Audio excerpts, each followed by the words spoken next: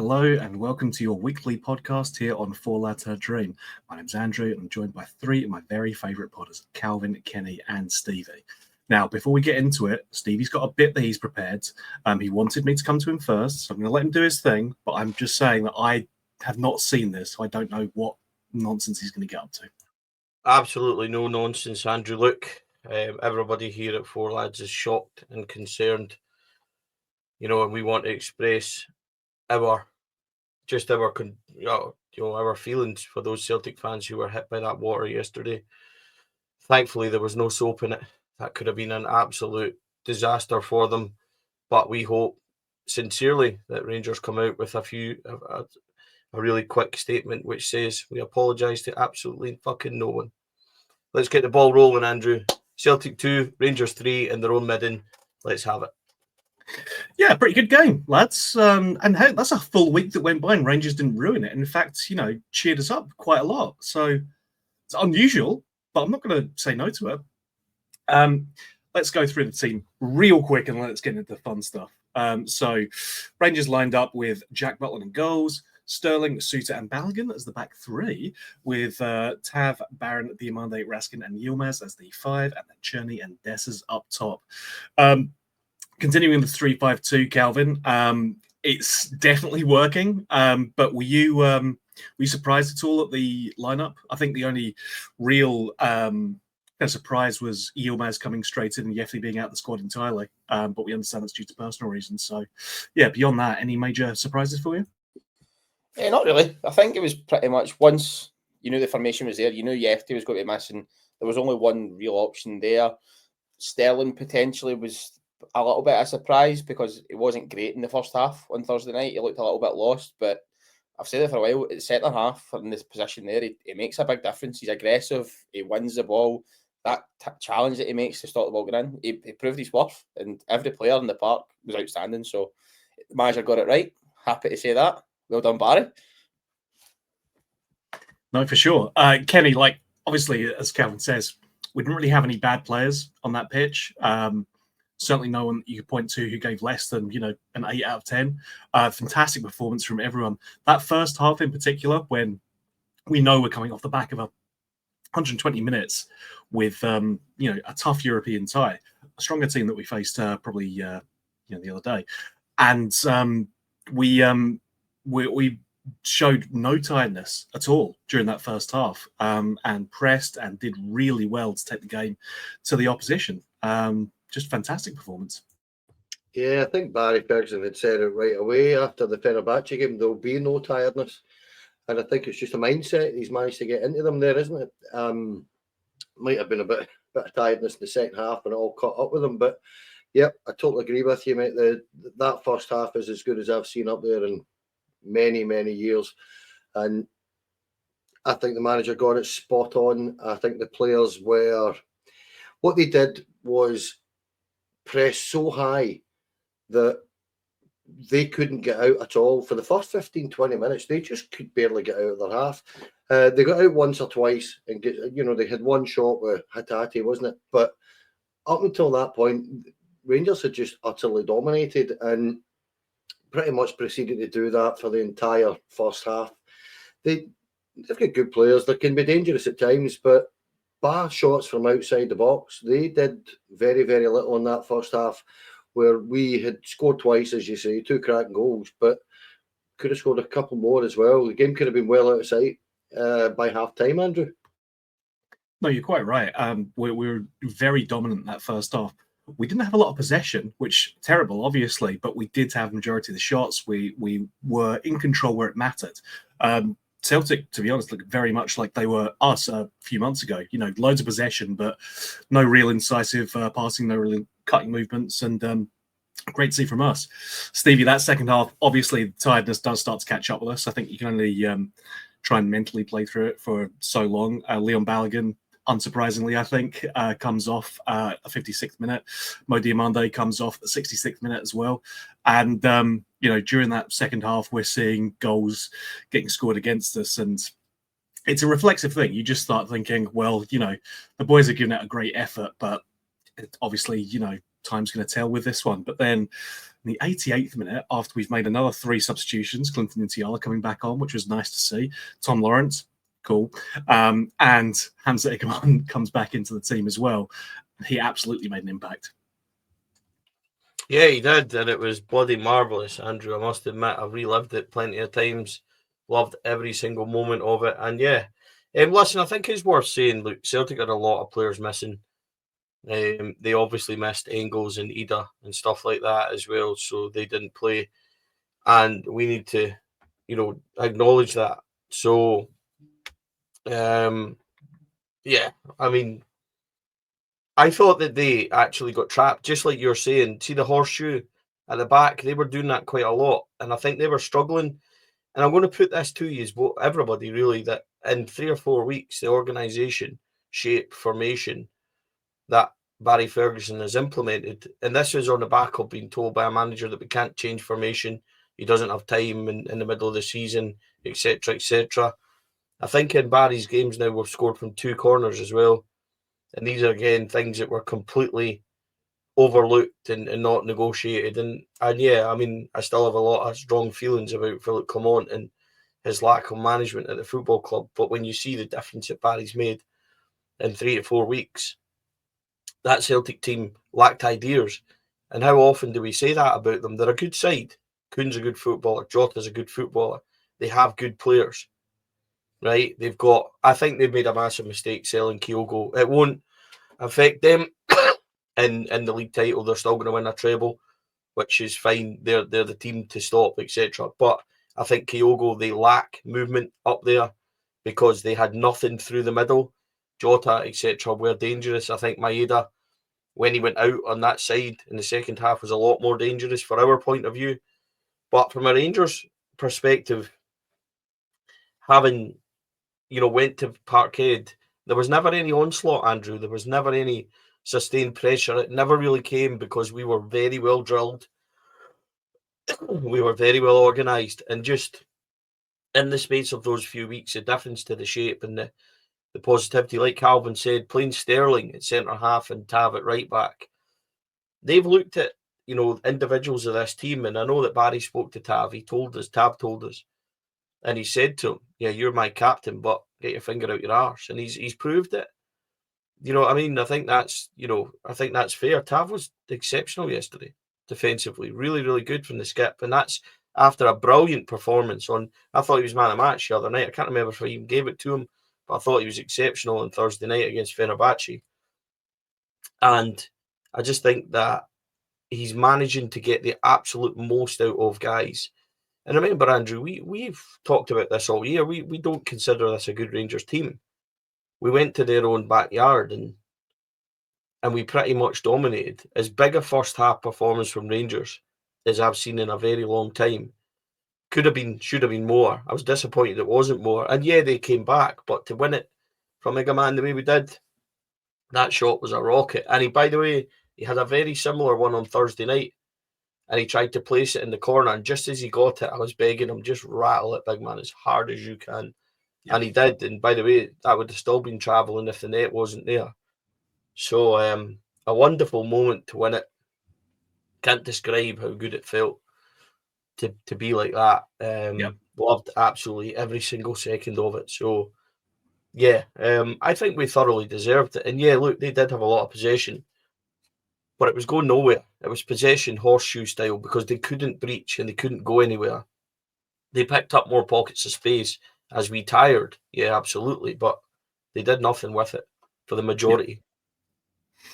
Sorry, I went on a wee bit, but it's worth saying. You did. But it's okay, Stevie. I'll allow it graciously on my part. Listen, like, it's down to that. It was very, I mean, it's this team, right? We've talked all season about this team, how schizophrenic they can be and how bizarre they can be. Because let's not forget, I mean, Barry's done good things. We've still got that loss to Motherwell hanging over us as well. So it's not flawless. But you can see that there's more motivation, there's more desire to be playing there.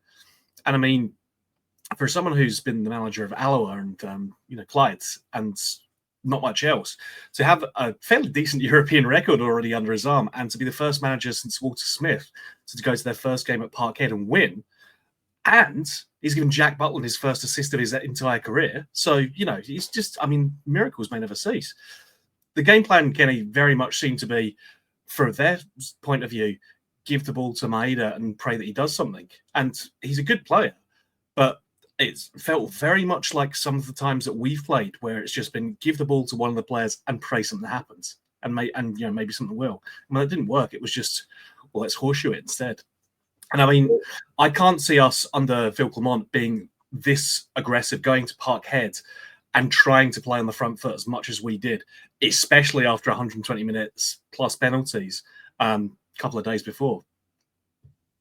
We would have had 6 changes or something like that if Clement was a manager. Honestly, we would have.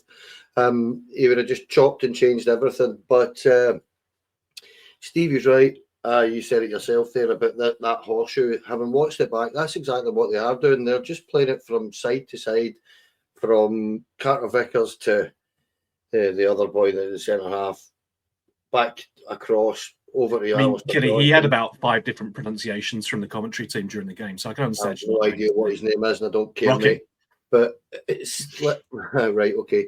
But the point being that what they were doing was finding it really, really tough to get out in that first half. They didn't know what they were doing. We had all that territory, and for all that we didn't have huge amounts of the ball, I'd like to know. I haven't seen the stat, but I'd like to know what the stat was in terms of how much of the game was actually played in their half, because I'll bet you it was about 70% of it was just all played in their half, because the majority of possession they had was exactly that horseshoe.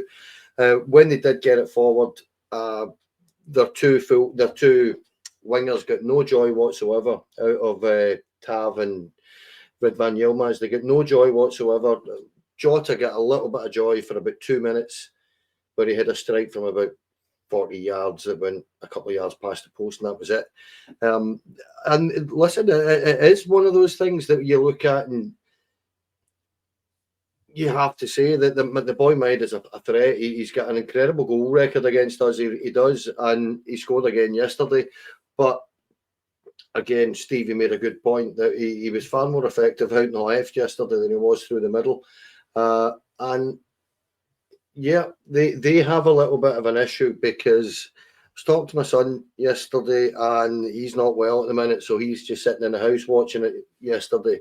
But he said he's not actually worried at all about playing them at the minute. And I have heard a couple of Celtic fans talking about it over the last day, and they think we've got their number all of a sudden.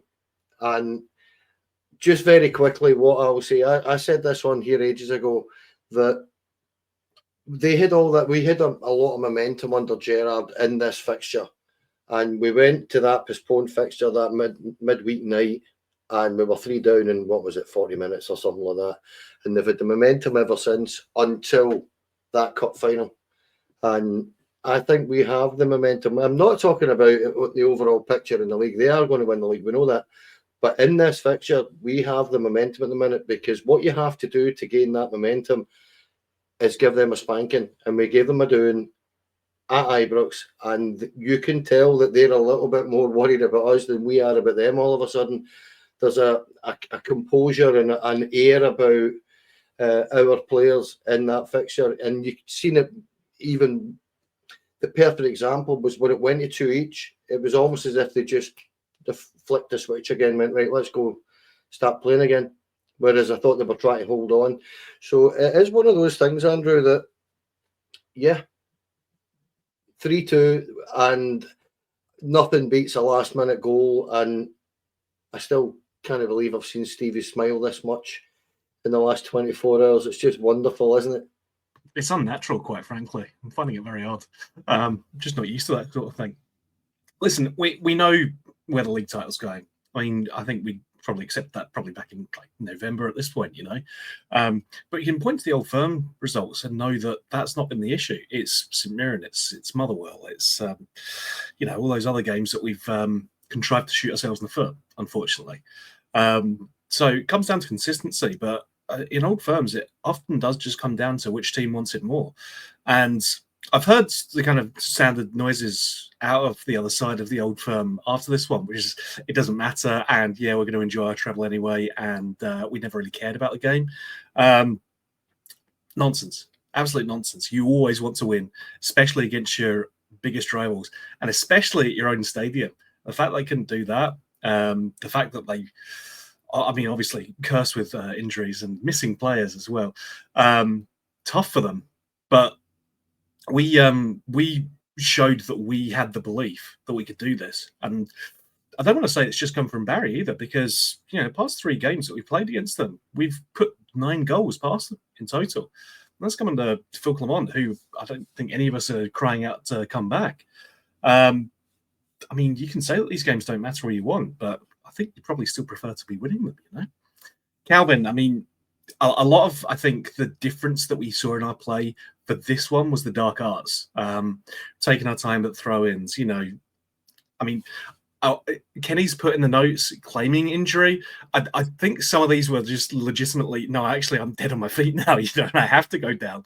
But it was that thing. We were just, we managed the pace of the game a lot better and a lot more sensibly than we have done, because especially in that second half when the advantage was not with us, we made sure that we were still taking control and making sure that we were setting the pace of this game, even when we didn't have the ball that much. Yeah, it was very school of water. That's the way I would describe it. You could tell that Barry's took everything in from all his past managers, and that's exactly what it was. You could tell players going down, taking your time. McGregor's definitely had a word in Butland's ear, because McGregor was the king of it. Walks up to the ball, toes it away 5 yards, needs to go chase it. You can tell that coaching team has got it drilled right into them. And it's just basics. You see it everywhere. Teams do it to us every single week. I remember being at a Rangers St Johnstone game and the ball was in play for 60 minutes and 90. And there was still only 2 minutes injury time. So everybody does it. But Barry said about our players. Our players are far too nice. He told them, you need to get on with it and learn to play in Scotland, essentially. And they've done it. That's the biggest thing there. We've watched teams do it to us time and time again for not even this season, season after season. And the players finally had it drilled into them by a manager that knows what it takes to play in Scotland. He knows what teams are going to do to you, and you need to do it straight back to them. And I think the lack of balls around the park definitely helped with that as well. It's certainly changed since that wee complaint got put in by a certain club. Yeah, unusual that. Stevie, let's talk about some of the individual players then and their attitudes to the game, because Cherney, brutal assault against the Celtic fans there by spraying water at them.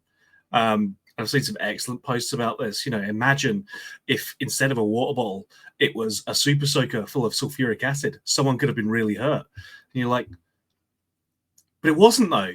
It was a bottle of water. Like, you get a little damp.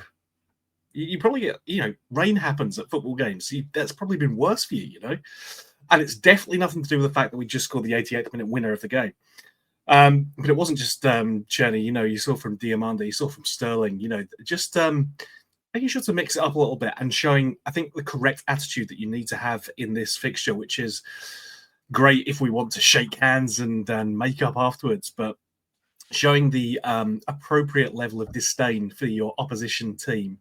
It gives you that extra motivation to bring it over the line. Do you know it's absolutely hilarious when we have to put up with years of spanking and there's police hats going on. We have to look at posts from like their old players, Dembele calling us Huns and Alan Thompson going on about all sorts, and they get scooshed with a wee bit of water and it's World War III and they're greeting to everybody that will listen. This is a rivalry. It's what it is supposed to be. And by the way, see, when we were celebrating our winning goal, we were hit by tens of missiles coming down from their stadium. Are we pissing and moaning about that? No, we're not wet wipes. Get on with it. You've got beat, lads. And now they're greeting because we were celebrating. Listen, I've been in the presser. You've been in the presser, and we've heard Motherwell, Queen's Park, everybody having parties in their dressing room. They're quite entitled to do it. You know what I mean? Stop greeting about it. It's a rivalry. We don't like yous. We really don't. You don't like us. It's fair. It's a sporting rivalry. That's the way it is. Mm-hmm. So, Andrew, as well, I've been getting a lot of stick the last 24 hours in the comments about saying I've ate too many pies. Just, if you know what I mean, it's not my fault. If your wife would stop giving me them when I leave, it would be fine. Listen, no one's here proposing to be a model of physical beauty or anything apart from me, because I'm gorgeous. But when opposition teams have been in our comments for the past entire time that we've been doing the podcast, then yes, absolutely, we're going to have a bite back if we have the ability to do so. Because do you know what, Andrew? Genuinely, I'm going to go Yes. a wee bit further. I want to say get it right up every single person that's been commenting on our podcast for the last year, because we're absolutely dire.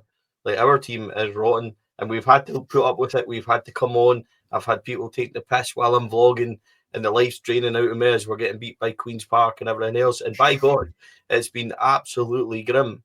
And the comments we put up with, the comments that we've endured, there's some nice ones, by the way. I don't mind Celtic fans or anybody that comes on and says, you know, about their team and they want to do a wee bit of discussion. But see the amount of abuse we take, it's absolutely hilarious. So see, for everybody that's abusive and watching it tonight, genuinely, I hope your Sunday night was shite. Honestly, I do. Get it right up, every single one of you.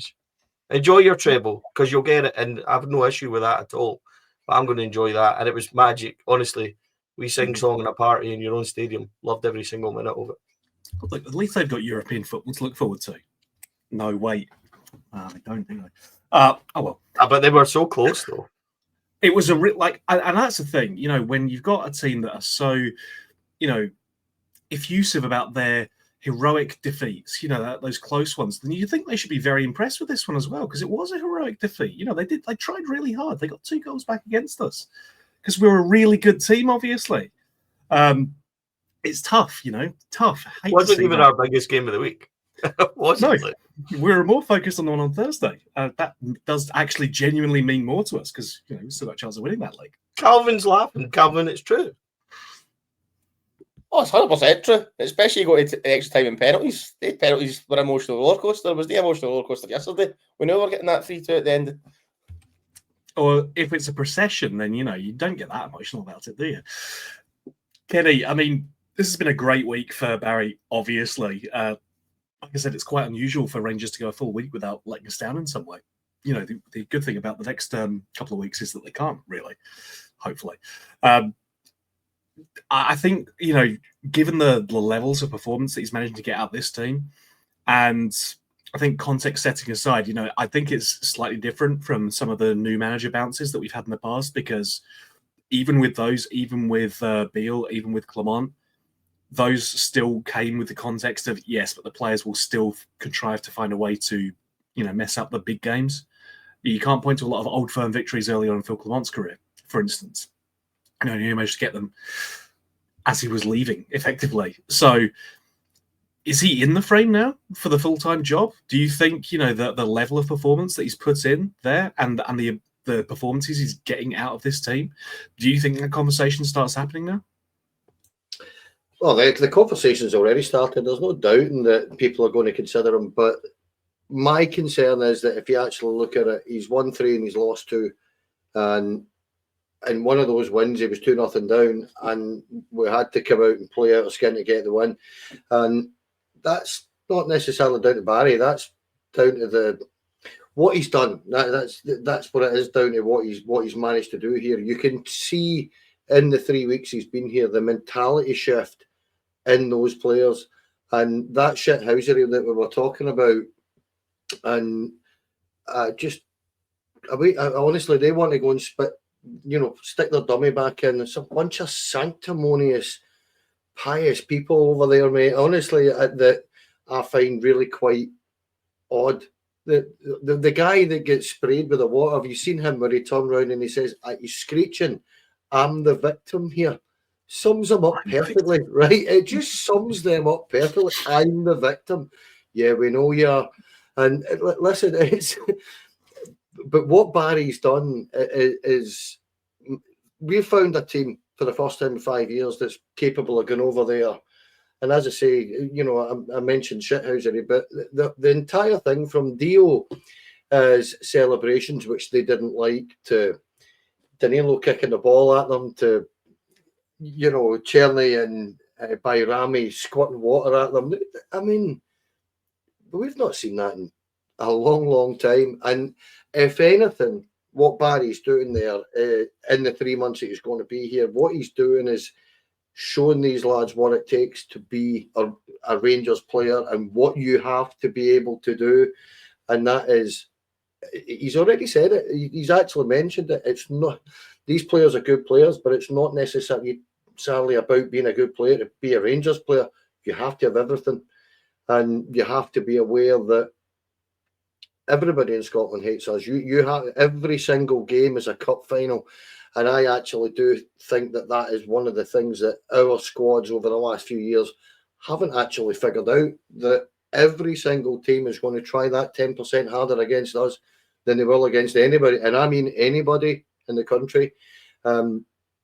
So would he get the job? I've got a sneaky feeling, I have to be honest, that the new owners will probably have somebody in mind. I think the sporting director that they're going to bring in will probably have, something that he considers the way he wants to go. My concern about that is if it was to be a foreign guy that maybe doesn't get us, is that going to set us back a little bit? Depends on the quality of play you're going to bring in. The professionalism is going to be there and all this kind of thing. But what I would personally say is I think that he has to be under consideration purely on that basis, that what he's done with this squad in such a short space of time shows you that these guys are already getting it. And fair play to Billy Dodds. I know I've actually heard it's Billy Dodds that's doing the kind of set piece stuff and all that. Neil McCann will be, he's clearly tactically aware, so they're helping him. That team's doing really, really well. So if he gets it, fair enough. I'm not sure he will, Andrew. I don't know what Stevie or Calvin think of yourself, but I'm just not convinced he will, I've got to be honest. Yeah, Calvin, let's hear from you first, mate, because I know Stevie's probably got a 20-minute rant saved up about this one. But I want to get your view first before he cuts in. Yes, so I've spoken about this about 100 times, like everybody else. Like, I'm a big fan of what Barry's doing. I think, in general, you need to look at what's happened in the past in this bounce. It's a totally different bounce. It's players starting to finally understand what it takes to be a Rangers player. And I think that's the gamble you get when you bring in somebody that's never experienced Scottish football. We've seen it with Caixinha. We've seen it with Clement. We've even seen it a bit with Gerrard. They knew what it took to win, but there were still some things that took a lot to settle into. Barry's drilled it into them every single day, and you can tell that. You can tell he's took every player under his wing. You listen to Barron talking about the one-to-one sessions. You even to listen to Barry talking about it. He's talking about every player needs time, and he needs time with them.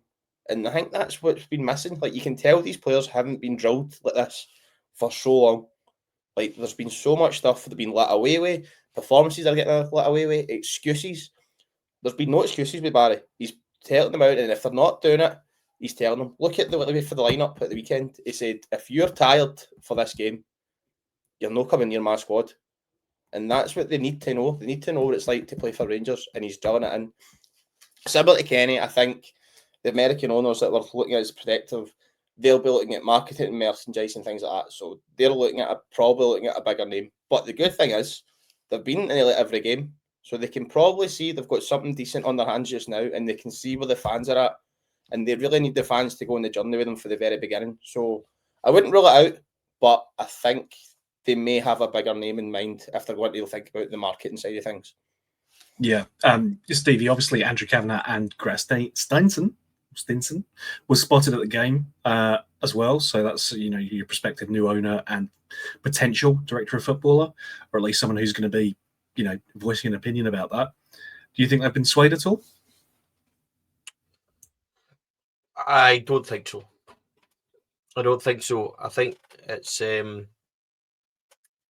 been a very shrewd move to galvanise the support the way they have. But I mean, it's down to Barry and Neil McCann and Billy Dodds and Griggsy for getting the best out of them.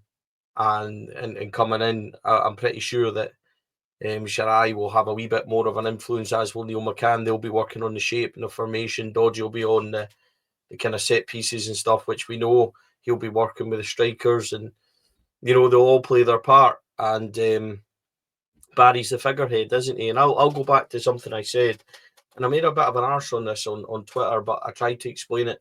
Rangers don't need a fancy coach. They don't need somebody who comes in tiki-taka football and possession and this. It doesn't work. We've seen it repeated. Go back to Le Guin, Warburton, Giovanni Van Bronckhorst, Michael Beale, even Steven Gerrard to an extent. These are all guys that are very, very, very good coaches, but they're not what I think Rangers need. And Rangers need somebody that knows about the football club, knows about, you look at our history.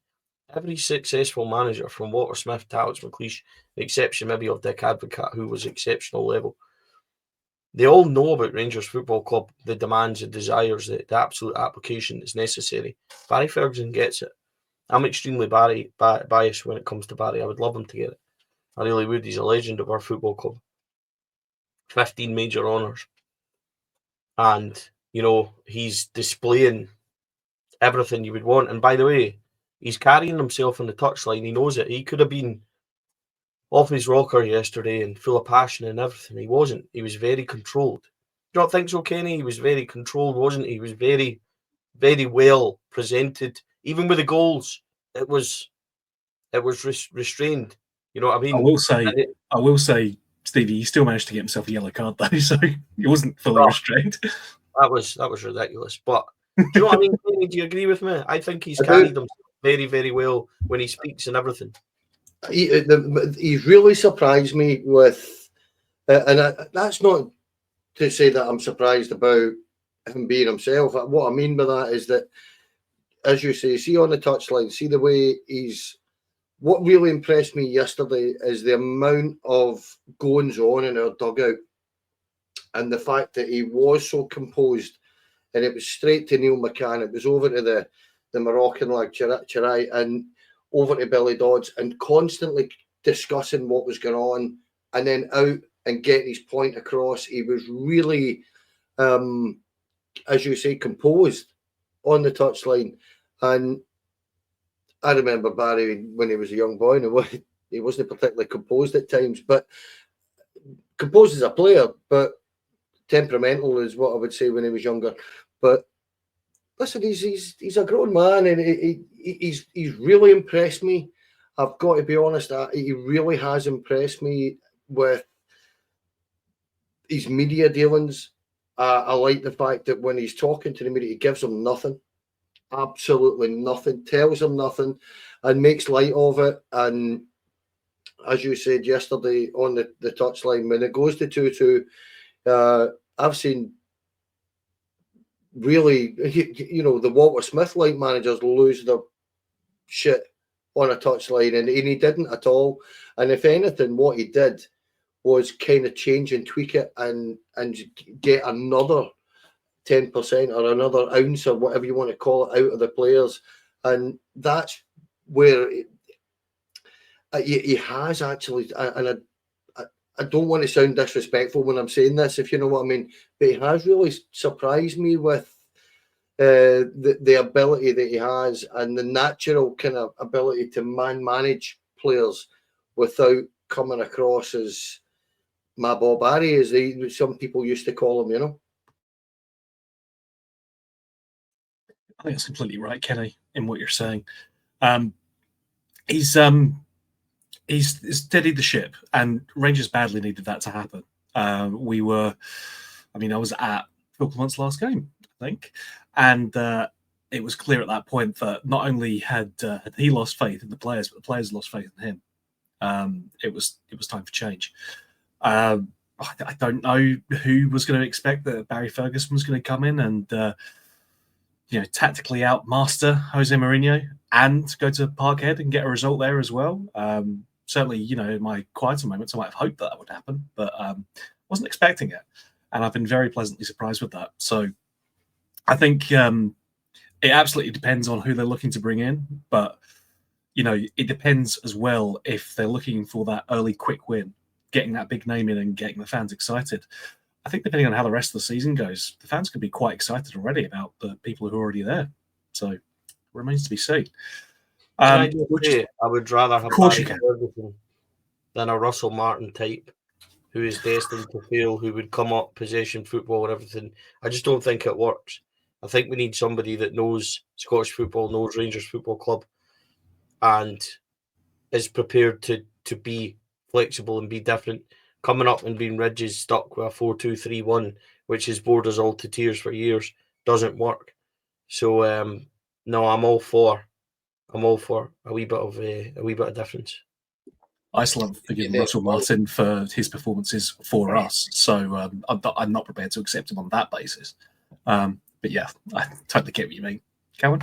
Just say as well that Ferguson told Caixinha this from the very beginning. You do not understand what this club's about, and you won't be here very long. And it's getting proven time and time again. And is that the problem? Like, I think it is.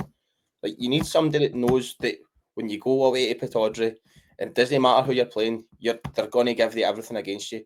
This tippy-tappy football, pass it to side. You're not going to get gaps. There's 11 men standing between you and the goal. You need somebody that knows how to be aggressive and put teams under pressure. And Barry's proving it right now.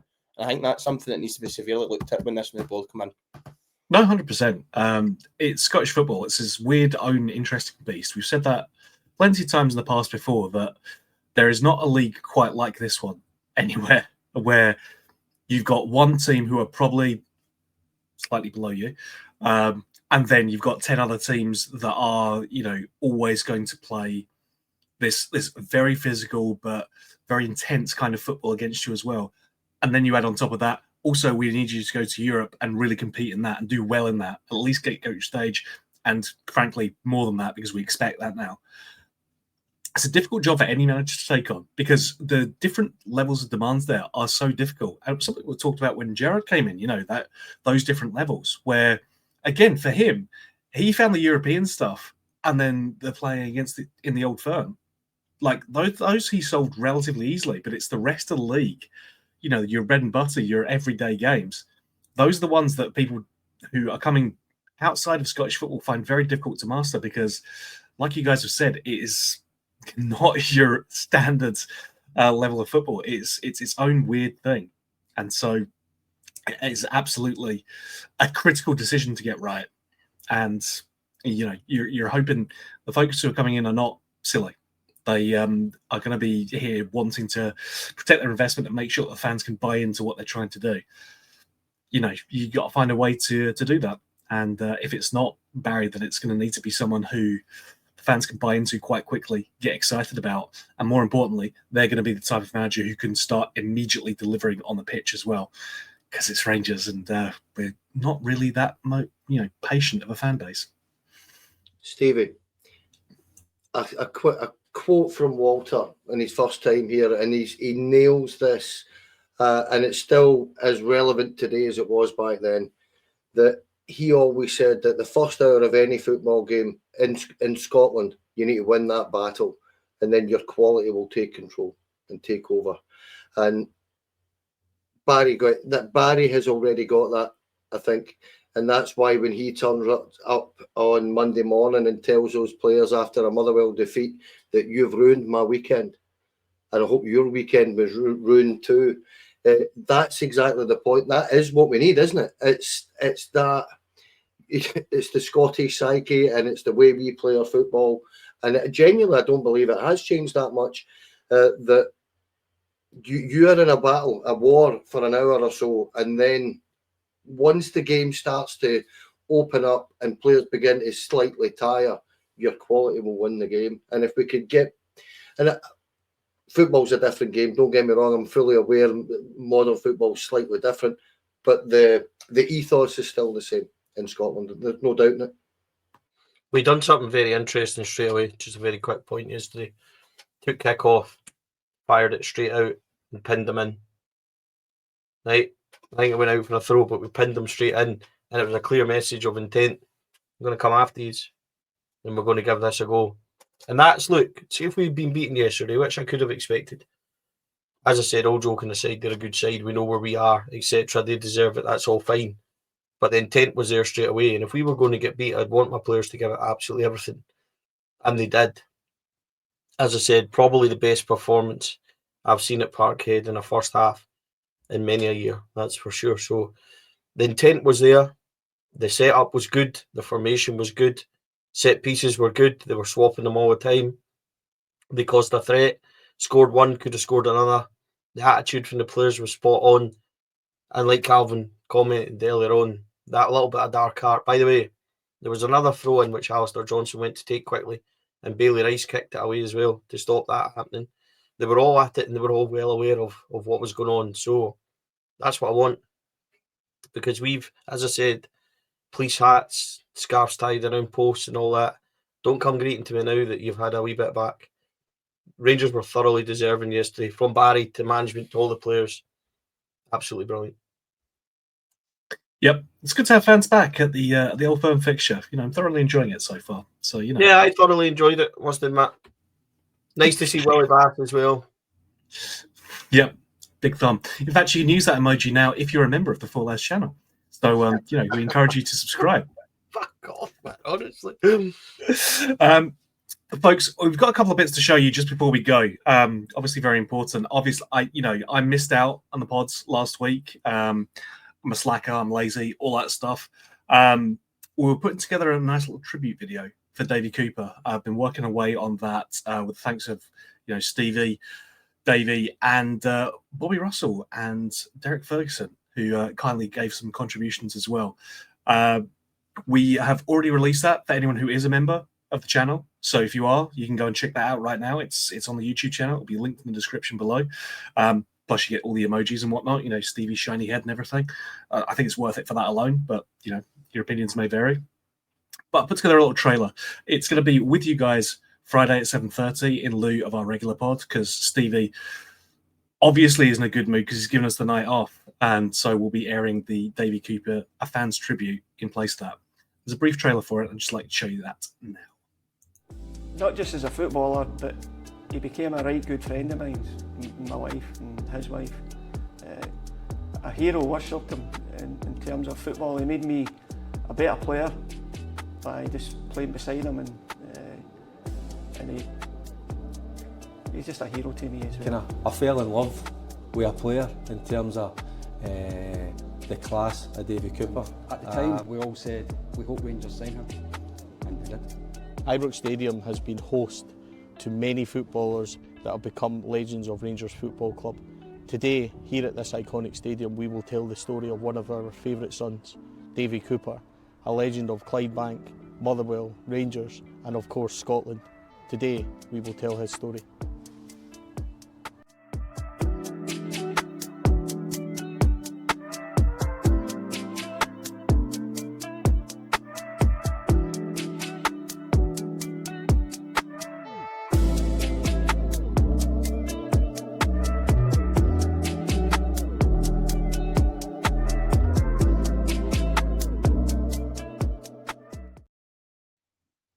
I showed that to my missus, and she watched that goal at the end there. I was like, he's quite good, isn't he?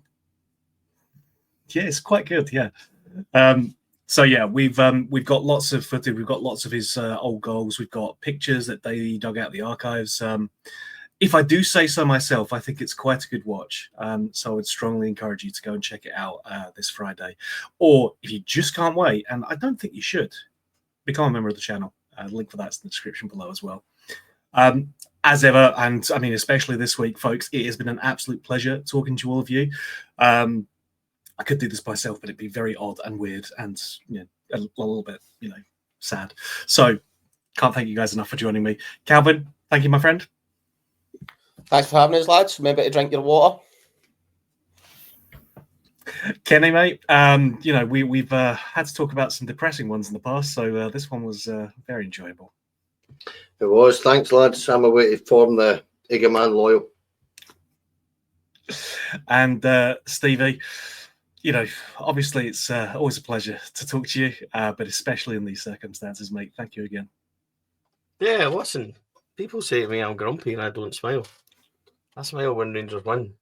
So it's been a good 24 hours plus for me. Listen, just on the Davey Cooper thing, I'd like to just say that it was a real honour making it. I hope we've done it justice. It was the brainchild of Davey Heard, who's done incredible work for this. You pieced it all together.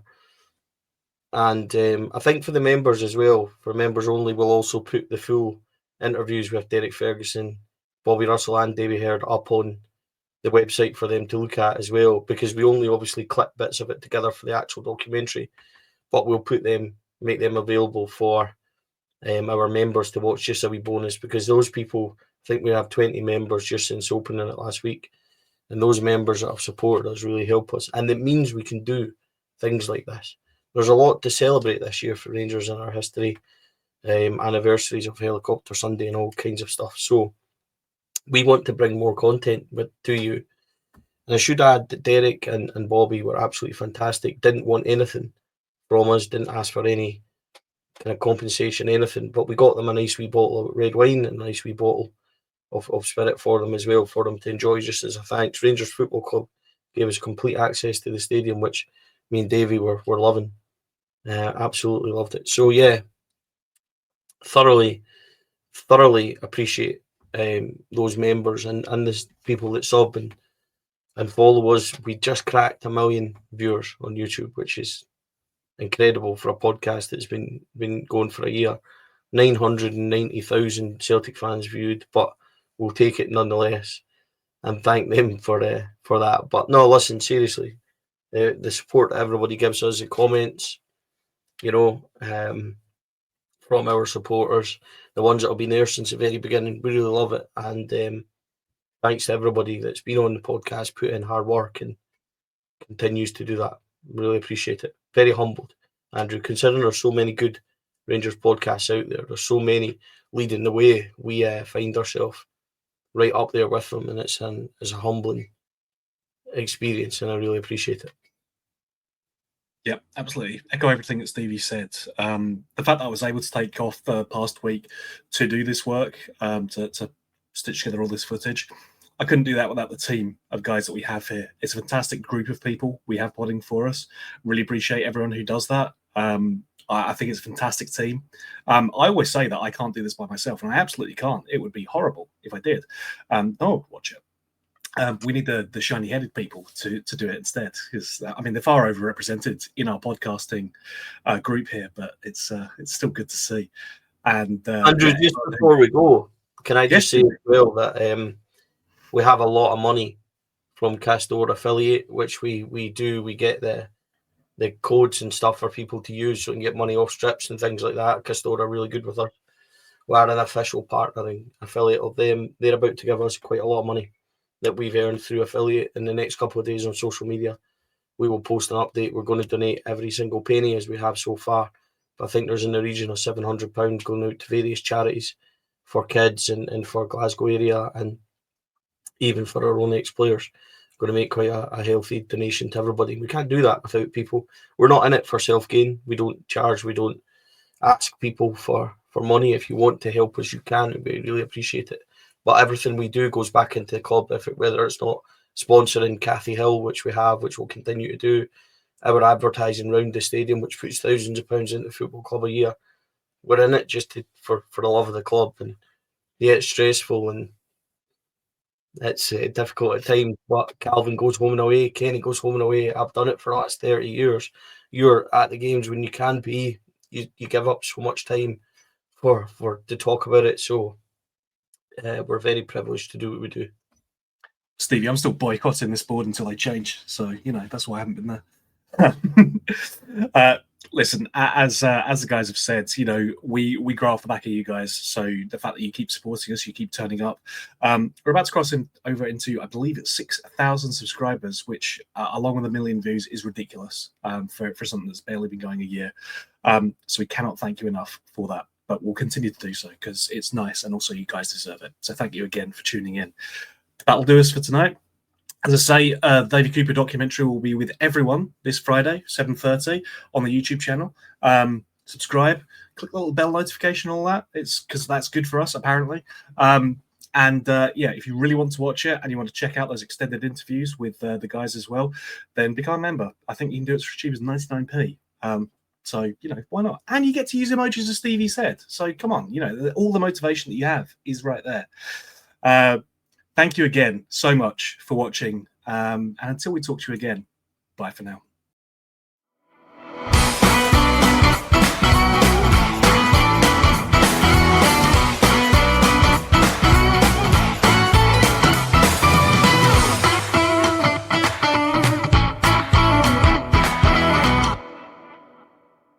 The Fallout Lads podcast is sponsored by Rhino Express, Clydeview Joinery, Athol Industrial Solutions Limited, and CSD Air Conditioning, in partnership with Black Rooster and Art of Gold. Thank you for listening to or watching the podcast. We hope you enjoyed the show.